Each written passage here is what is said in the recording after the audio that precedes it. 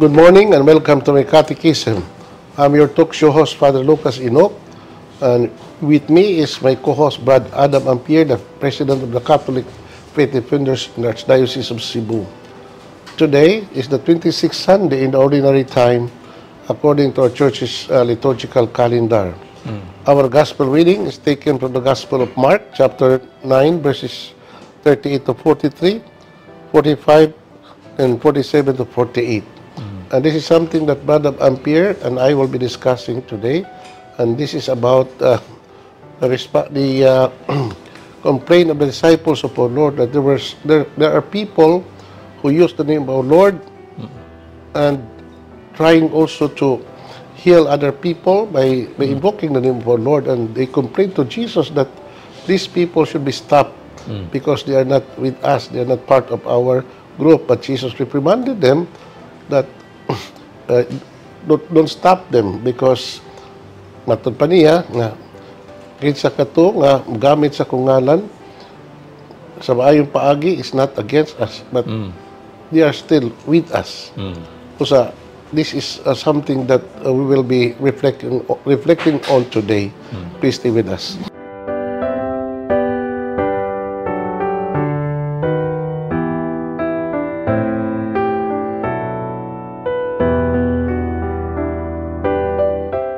Thank you for staying with us, Brad Adam. Ato nang padayono ng ato karong Yes, Father. Episode karong adlaw, no? Niya nato sa 26th Sunday. Onya next week October na, no? October na pa rin. So because October naman ato nang paybawas tong katawhan nga October is the month of the Holy Rosary. Yeah. The month dedicated to the Blessed Virgin Mary.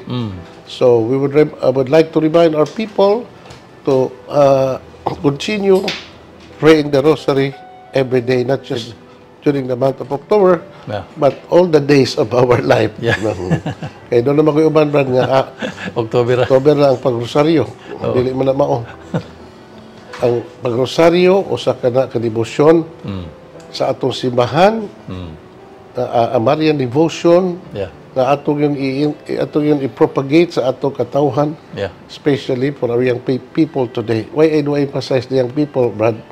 Kay karong panahon na lahi na ang orientation sa atong mga young people, no? Ug busa this particular devotion ato gining ipadayon kay ngano man kita na taon ning kalibutan na, Brad, with this environment of prayer sa atong panimalay. Sa atong kabatan o kaniadto ini ka alasay sa hapon inigbagting sa simbahan for the Angelos. We prayed Angelos and then we gathered together sa panimalay, the whole family, and we prayed together the prayer of the Holy Rosary. Ninindot kayo itong pagpuyo ka na ito. Ako na hinumduman, Brad, bisan tuod pobre ang atong panimalay, pobre atong pamilya, pero malinawon man, no? Less man kayo og stress. Less man kayong mga problems sama sa atong kasinati karon pobre ra hinuon sa kwarta. But there was so much matod pa a love for God and love for other people, especially sa atong pamilya, Brad, no? Correct. So we always reminded with what Father Peyton said, no? Father Peyton was an American priest who was known to be the apostle of the Holy Rosary when he said the family that prays together stays together because when the family prays, there is always God. And when there is God, there is love. And when there is love, there is peace. And when there is peace, there is joy. Amen. So, mga Brad, so ikaw, Brad, so may mong ikaglit sa itong mga tao. That is correct, Father. Kay akong na-obserbahan yun, Father, no? Sa mga pamilya karon, na yun, nag-anam na yun kahanaw ang Holy Rosary, kay nag-alasay, dito sa television, Padre, or TikTok, whatever. So, murag, kuhaan yun ang, during this time, sa 1960s, 1970s, 1980s, karon murag less na kayo ang kini pag-pray og the Holy Rosary, Father. Mao na nga kita as a Catholic ato sab ka pa-remind ng atong mga igsoon to pray always the Holy Rosary daily, yun, no? Kay devotion sa Mother Mary, there are 15 promises from Mother Mary katong who will devoutly say the Holy Rosary every day. Kanya ang kuan na katapusa nindot na, Father, sa katapusan sa atong kuan, sa katapusan sa tuang kinabuhi, iya ginaingon nga I will bring your soul to my son. So that is one of the promises by our Blessed Mother, Father sa say the Holy Rosary. I agree with you, Brad, because I always said no to my students in the seminary and also to my homilies no, during Sundays nga. Kung magrosaryo kita, faithful ta sa debosyon sa Mahal nga Birhen, the promise of the Blessed Mother is that we will never go to hell. Yeah. Malangit kita yun. Langit kita. Bahala mapurgatorio pa der. At least, doble hapon sa langit. Muna yung saad sa Mahal nga Birhen, I'm also believe in that because how could the Blessed Mother allow us to go to hell if we are faithful in praying the Rosary? Amen. No, para na ko, Brad, this is what we call, matod pa sa usa ka kailan akong pari, ang Santos nga Rosaryo ko is the salvavida of our salvation. Muna nga, ato ginang encourage tong katawhan. Yeah. So that there would be peace, there would be more blessings and graces in our families and in our country, no? Yeah. Na-apologetic sa na Father sa Holy Rosary. Sige lagi na sila pangayo mga igsoon nato nga protestante nga why that Holy Rosary is not found in the Bible. So more usa na silang mga sa apologetics, Father, nga kuan gyud sila ba na ay di gyud sila nakasabot ko ng Brad because para nila, sula skriptura ng ganilang prinsipyo. Pero, naibabata, Brad, nga, we believe that, yes, the Bible is the very source of our faith, no? Yeah. We believe in that, no? In 1 Timothy, letter of Paul to Timothy 3:16 and 15 to 16, Brad, no? All scriptures are inspired by God and is useful for teaching, for reproof, and correcting errors, so that the man of God will be fully equipped to do every kind of good deed. We believe in that, no? Pero the Rosary is a form of prayer, it's a form of devotion. So, encourage mo na sa Bible, encourage na itong Ginoo that we have to pray daily. Yeah. Now, what is there in the Rosary? It's what we call centering prayer. Yeah. We meditate on the mysteries of the life and ministry of our Lord. Yeah. And we use the prayer of that Jesus taught us, our Father, and the Hail Mary, the prayers to the angels. Yeah. No? The salutation. Yeah, sabay, what is non-biblical in that? Yeah. Everything in the Bible, everything in the Holy Rosary is contained in the sacred scripture. So, well, they are non-Catholic, so they have their own orientation, Brad. Okay. So, suffice to say, Brad, nga, kanang pag-ampo na to Santos Rosaryo has been proven to be fruitful sa atong spirituhanong kinabuhi po the last almost 1,000 years, no, with the time of Saint Dominic in 12th century. Yan nadawat kini maong devotion gikan mismo sa Mahal nga Birhen. Amen. And until now, there are so many saints in the Holy Church, the Holy Catholic Church, no, naka-benefit man ni maong devotion Santos nga Rosaryo. So, pili na nato sa halikway ang maong kabaturan nga the Holy Rosary is really a form of devotion that is useful for our spiritual life because although we honor Mary, but according to Saint John Montfort, no, the shortest way to Jesus Christ is through Mary, his mother. Amen. That's why we have this expression, to Jesus through Mary. And may objection sila na Brad, no? Nandun namin in Matthew chapter 14, may to Ginoo nga, I am the way, the truth, and the life. No? No one can go to the Father but through me. We believe on that. Jesus is our way. We also believe that. No? The Catholics also believe in that. Of course. That Jesus is our way to the Father. He is our life. He is our salvation. Yeah. He's the truth that we believe, no? Correct.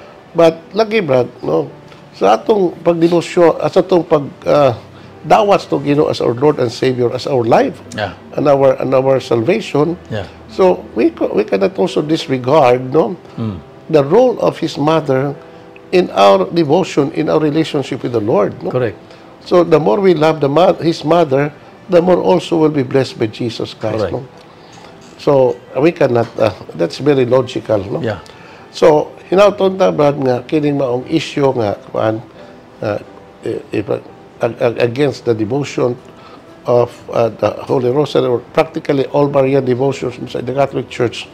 Dili na tanan na at himuon natong usa ka issue that would divide us.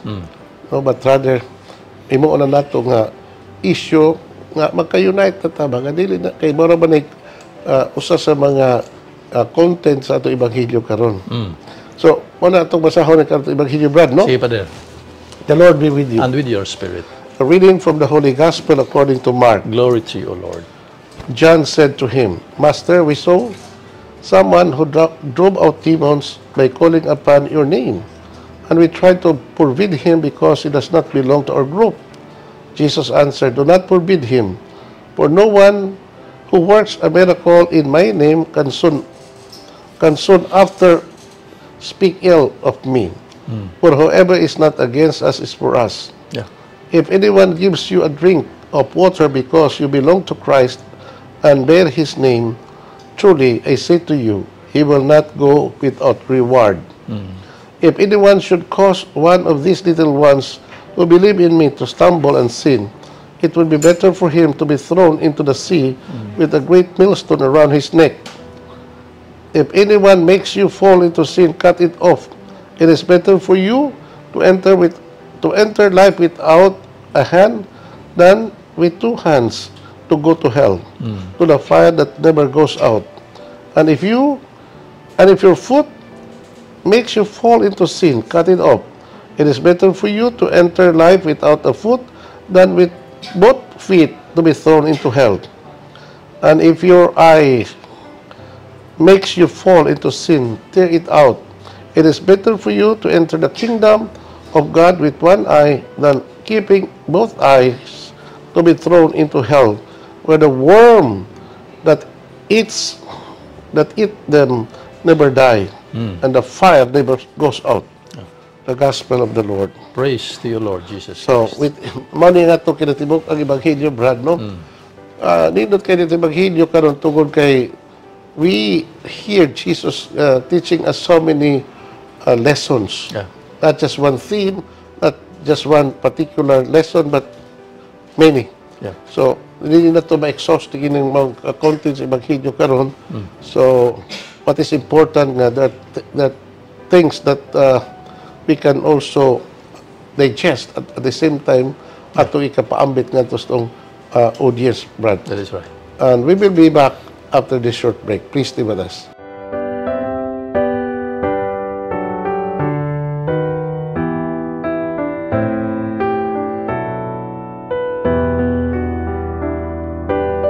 Thank you for staying with us. But Adam, so mao ni itong kion verse by verse ang Ebanghelyo ron. So John said, so who are gini, no? The beloved disciple of Jesus and the brother of James, the son of Zebedee. Yeah. Mingon siya nga tos to Ginoo, Master, we saw someone who drove out demons by calling upon your name. And we tried to forbid him because he does not belong to our group. But Jesus said, do not forbid him, for no one who works a miracle in my name can soon after speak ill or evil of me. Yeah. For whoever is not against us is for us. You know, Brad, kining, ang ito hinumbang kanunay bang, kini si Jesus is the gift of the Father to us, to the world. Yeah. So, nobody can monopolize Jesus. Yeah. Not one person, not one group, not even one nation can monopolize Jesus. Because Jesus is the gift of the Father for the world. For the world. That's why it said in John 3:16, for God so loved the world that He gave His only Son. So, ang atong attitude ni Brad, no, mauni nga, there are people, perhaps, kanang dili kauban nato in our group. Correct. And still, They believe in Christ. Correct.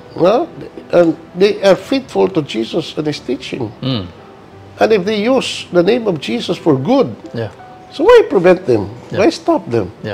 So, in other words, no, we have to learn what we call this basic value of what we call kanamang tolerance, Brad. No?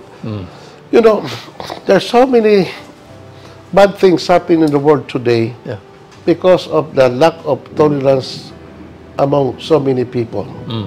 So, respect and tolerance, but might be that other people is in error, might be that other people is not part of our community. But we should never throw evil against these people. We should not desire anything bad for these people. No, pasag na, they have to respect these people, no? So, ang Ginoo ra magyud mo kung ato, brad, whether siya sakto, kita sakto. But what is important, no? Si bisan kinsang tao nga maghimog maayo for the good of other people, so dili ginadautan ng tawhana. So we have to respect that person and also not only respecting that person, but we also have to support that kind of person because ang iyang gibuhat di man dautan. Anything nga maayo sa katao, brad, we have to respect and we have to encourage. Yep. That is correct, Father. In fact, usa na sa mga kuan sa other sects or denominations nga mayon sila nga namagay sa Biblia dili masuko ang Ginoo nga kuan sila og magamit mi sa ngalan nya. Almost all sects and denominations, Father, using the name of our Lord Jesus Christ, bringing the Holy Bible, yet di rin na magkalain, Father, sa mga baruganan na, kalabot na sa religion, Father, kalabot na sa mga pagturunan, magkayusay yun na lain-lain ng mga denominations to attack the teachings of the church, Father.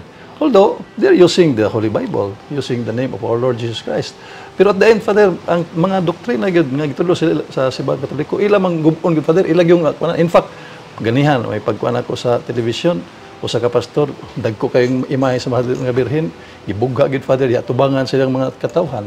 So, na yung mga abuses sa anang atong mga kaigsuonan. You know, Brad, kini mga resulti sa Ebanghelyo karon, Brad, no, it happened during the time of our Lord was still on earth.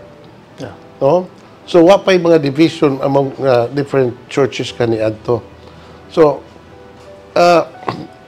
kini nahitabo karon, no, kan divisions among Christianity, Brad. So, it happens centuries after the resurrection of our Lord, no? So these are two kinds of situations, Brad, no? Kaniadto, no? Sa panahon ng Ginoo, o pa man pagani magtukod ng itong simbahan, and there are many people who believe in Christ and use His name. So, mo nang context sa ito Ebanghelyo karon. Sultis to Ginoo, don't stop them because they cannot afford to do evil. These people, no, may gamit sa kungalan, no? So, the principle, the basic principle is that anyone who believes in Christ and does good, then it should be encouraged, no? Karon, niya naman tayo din atong panahon karon nga there's so much division, no? So much attack from other sides against the Church of our Lord Jesus Christ. We have to stand on the truth also. We cannot tolerate error. If there is error, then we have to respond. We have to defend the truth. The teachings of the church. Brad. So these are two separate occasions, but of context. Karon, basta the underlying principle is that anyone who does good and anyone who believes in Christ, no, should never be stopped. We encourage these people, no? Because God can also work in many ways to different means, no? So, second verse, Brad, no? Ano siya? If anyone gives you a drink of water because you belong to Christ and bears His name, truly I say to you, He will not go without reward. No, Brad, usa kini kapag tulunan nga kanunay na akong i-quote ni sa akong mga homily, Brad. Na anything or any act na mabuhat sa tao nga maayo, no matter how simple that act, there would always be a reward. So, di gina kalimtan sa Ginoo, Brad. Ang imong gibuhat nga maayo sa si katao. Any act of love na imong gibuhat sa katao, that because you believe that that person belongs to Christ, no? Even if we don't know that person. Remember the parable of the Good Samaritan, Brad? That's a very classic example. Kabay, ma-apply nato kining maong principles sa Ebanghelyo karon. Correct. So, we have to do good for other people even if we don't know the person. No, because to do good is always good. To do good is always good. And anything good nga ato buhaton, di yun na mahimtubo nga walay bayad. Dili na tawag ng bayad, but reward. Reward sa Ginoo. In the same manner, but nga, any evil act na imong mahimo, doon na sa corresponding punishment. Correct. So, the point here is, do good and avoid evil. Correct. Multiply the good works nga imong gibuhat, multiply the good thing nga imong gibuhat. Oh. No, regardless of kinsa ng tawhana nga imong gibuhatan, ug maayo. Yeah. Buhatan yun kay to do good is always good. Yeah. And in everything nga imong gibuhat nga maayo, the promise of our Lord that that good nga imong gibuhat nga maayo, there would be a corresponding reward. Correct. What kind of a reward, only God knows. Yeah. Muna nga, ang tanang buhat sa tao, Brad, di ginakalintas Ginoo. Yeah. Doon na ganay konsekwensya. The consequence is the reward nga imong madawat. Okay, the next verse, Brad. Yeah. If anyone should cause one of these little ones who believe in me to stumble and sin, it would be better for him to be thrown into the sea with a great millstone around his neck. Yeah. Kining maupol sultis to Ginoo, Brad. Sus, bugat ba ini? Bugat ki kani, Brad, no? Na bisan kinsa ka na tao nga mo hinungdan nga makasala sa ang ubang tao, mas maayo pa nga hikdan o kalingan nga bato ang iyang liog itambog nga tos dagat. Bugata ani mga sultis to Ginoo eh. Ikaw, Brad. Kining kwan rin nang usa sa kwan gina, Father, usa gina sa mga di mo tuo lagi, Father, og kanang kuan na we as Catholic bunyag man kita og mga bata because we believe, the Catholic Church believes nga importante kayong bunyag sa bata, pero other sects are not really kuan kining uyon sila ng pagbunyag sa bata, pero giingon diha nga kinsa to yung makaangin sa usa ka bata nga makasala, mayo pa siya itambog dito sa langit asa tubig na bato-batoan siya kay ang kuan, good Father, ang kining kuan sa Ginoo, gusto niya ang tanan ngadto gyud sa gingharian sa langit. One of these requirements to go to heaven is baptism, no? Pero daghan kayo ang nibabag sa mga kabataan, Father, pinagi sa pagdili sa bunyag. Pero sa atong ebanghelyo karon, Father, mao na nga naagi punishment ang Ginoo niadtong dagko na ng mga tao nga may makaangin sa mga bata sa pagpakasala. So mo nay karon sa ebanghelyo nga atong gibasa karon, Father. Okay, Brad. So kining gisultis tong Ginoo, Brad, no, is something more about baptism. So kini is a principle gyud nga tudlo po niya nato nga kinahanglan na ato gyud tumanon, Brad, or things that we have to avoid to do. Ginoo, Brad, to commit sin is something bad. Yeah. And to cause other to commit sin is something worse. So it's good enough to commit sin, but if you're the one, no, responsible for that person to commit sin, maunay dako kayo ang kastigos Ginoo. Maunay this principle can be applied mga post to Ginoo, mas maayo pa ng tawhana nga hiktan og galingang bato ang yang liog og itambog atos dagat. That shows the seriousness of that sin. No, that is what we call the sin of scandal.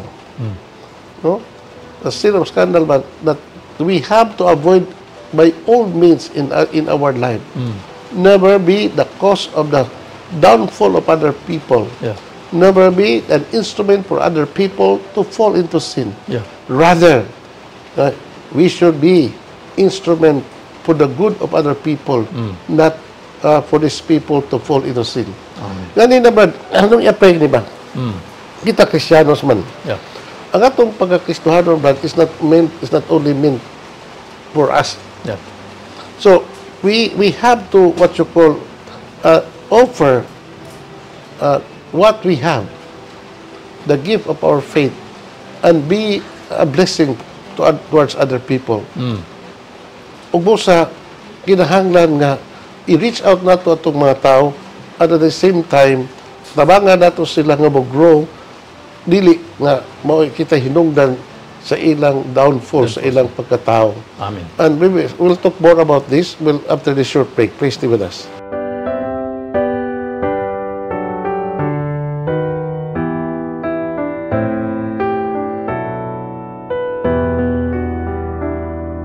Thank you for staying with us. So, Mao ni Brad, we have to be very clear about what Jesus said. Yeah. Kinahanglan na kita should be instrument for the person to grow in holiness. Yeah. No, never be an agent and the cause of the downfall of the person Amen. to commit evil. So that nga ato balikayan usab nakita bahog sa kalaglagan Correct. as a consequence of our behavior. Unya Brad, doon ay another passage ito Ebanghelyo karon. Yeah. Lisod sab kayo. Isod sad. Patod pa niya, if your hand makes you fall into sin, cut it off. It is better for you to enter life without a hand than with two hands to go to hell. Yeah. So, to the fire that never goes out. And if your foot makes you fall into sin, cut it off. It is better for you to enter life without a foot than with both feet to be thrown into hell. Brad, so di pa na ko i-discuss na imong passage no. I have to emphasize in this program, but na there is hell. Correct. Nga naman, nakamataw ka panahon na ganun ito ang impyerno. They don't believe the existence of hell. And there are even people, even theologians, Brad, who said, yes, there might be hell, but walay tao dito. So, that's the opinion of some theologians in the church. But we have to be very specific that as far as the existence of hell, no, it's not, we cannot be reduced to our speculation. Yeah. But Jesus is very emphatic that there is such a place na gitawag hell Eternal damnation.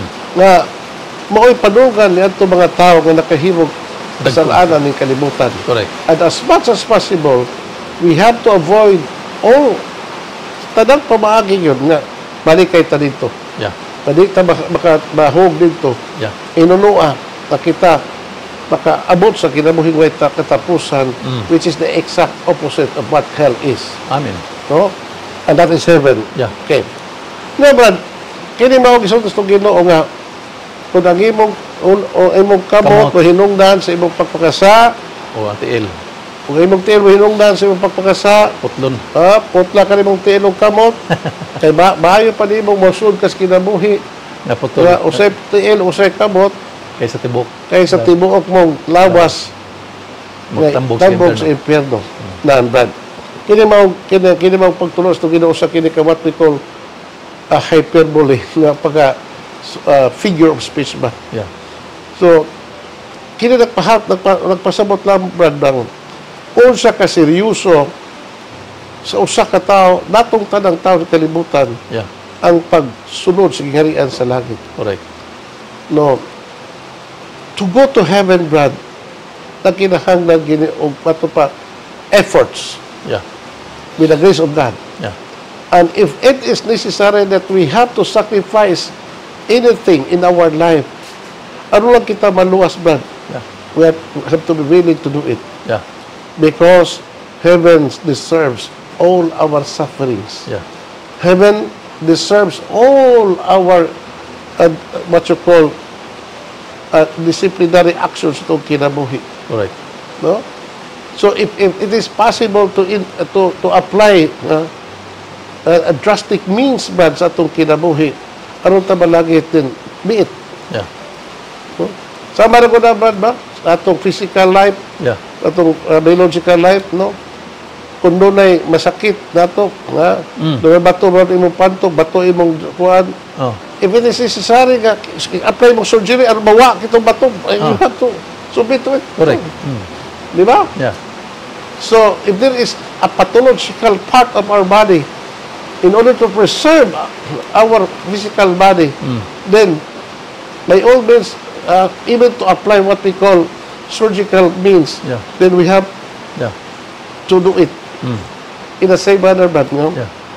Kung ang atong kalag is in peril to go to hell, yeah, kinahanglan ba nga, muhimo kang drastic measure, Yeah. ano ma-prevent mo ang imong pagkahog sa impyerno, by all means, we have to do it. Yeah. Unsa mga surgical bad, mga means, ang nagitawag nato bad nga, kanang mga butang sa itong kinabuhi, Oh. mga kinaiya na ito sa pagkatao, nga bati, Oh. kinahanglan nga, Putol. taon, putlo gina, Oh. no? So, dili literal nga kamot putlon pa rin. That is not literal. So, kung doon na kay kinayang bati, put na kinayang bati din mo. Kung doon na kay kinaiya, Brad, doon na kay orientation sa kinabuhi din mo, nga makahimo din mong bati sa mga pagkatao, then, put na na. Kung doon na kay mga relationship, Brad, nga, you have to cut that relationship in order to preserve you. No? Sa maayong kahimtang sa imong pagkatao, sa imong kinabuhi. So, these are what you call practical explanation or practical pamaagi nga ato i-apply kini mao prinsipyo sa Ebanghelyo. That is correct. Si San Pablo, Father, klaro gina niya, gi-emphasize niya sa Philippians chapter 2 verse 12, work out your salvation with fear and trembling. That is why ang atong Ginoong Kristo in the Gospel of Matthew chapter 16 verse 24 and Mark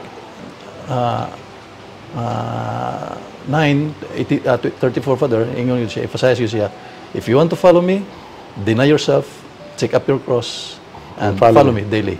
That means to say, Father, nagit tay paghimuon nga kuan sa itong tag sa kinabuhi, mga discipline sa itong kinabuhi, kay bisan tuod o mayon natay pagtuo, pero watay gibuhat, Father, so mura lang yun o wag hapoy mahitabo. So muna si San Pablo, work out your salvation. Sa trabaho kita, Father, para sa itong kaluwasan. Lain po passage sa Ebanghelyo, Brad, no, nga atong ika-apply nining mga prinsipyo sa itong Ginoong sa Ebanghelyo karon, no? Ang giingon ni San Pablo that he said, in your struggle against sin, you have not yet fought to the point of shedding your blood. Sa inyong paningkamot, makigbisog batok sa sala. Wala pa kamo makigbisog hangtod sa point sa inyong kamatayon. So, nagpasabot lamang, Brad, no, nga salvation is worth our human effort, our human sacrifice. That is correct. Even at the expense of our own physical life. Correct. Ano lamang kita makabaton sa kinamingway katapusan, Brad. Yeah, mga tao ron, Brad, no, kritik na to ron sa mga tao sa kalibutan ron. Wala naman na patagig binigon nila. Kinang eternal salvation, going to heaven. Because, karon panahon na, Brad, because we are so worldly. Because we're so much influenced by the values of the world. So, these things nga atong isgutan sa Ebanghelyo karon, Brad, wala kay kinang atagig ibong aton. Kaya unsa may values kalibutan karon, to live a life of unsa mang matagas kinabuhi nga sa daghang mga tao, to live a life without sacrifice, comfort, ease, luxury. So para nako ba di ba nautan nga we have to be comfortable sa kinabuhi, di ba nautan nga kita pod mo to seek luxury, but kung mauna na itong itumong sa kinabuhi mga to live a life of comfort and luxury niya, walay labot ang Ginoo, walay labot ang tanan.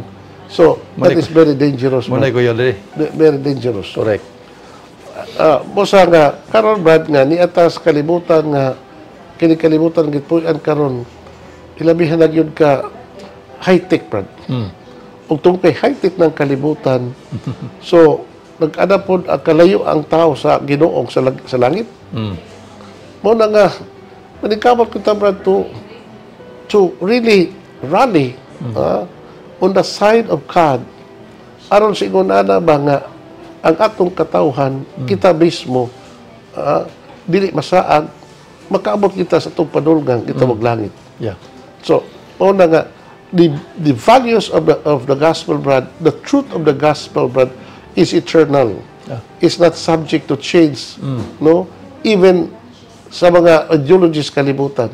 No, the truth of the gospel is what I said, no, remains valid all the time. All the teachings nga itong ibasa karon sa Ebanghelyo, Brad, will always remain valid. Nga naman, because truth is always truth. It can dili ni mausab, bisan pag unsa pay trend sa kalibutan, bisan unsa pay value nga impose sa kalibutan, the truth remains valid. Last, Brad, no? And if your eye makes you fall into sin, tear it out. It is better for you to enter the kingdom of God with one eye than keeping both eyes to be thrown into hell, where the worms that eats them never die, and the fire never goes out. The same thing happened, Brad, no? Kung nga itong mata, hinungdan sa itong pagpakasa, marami ni mata, Brad. Most of the time, we fall into sin because of our mata. Ano man, ingo man, our eyes is the windows of our soul.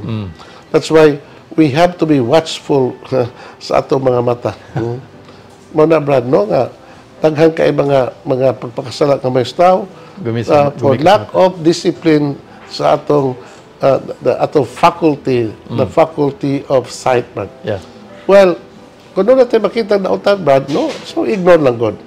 So we should not dwell on the bad things that would influence our behavior and our action. Correct. So kinahanglan o sa nakita to the utan, we have to deny that, no?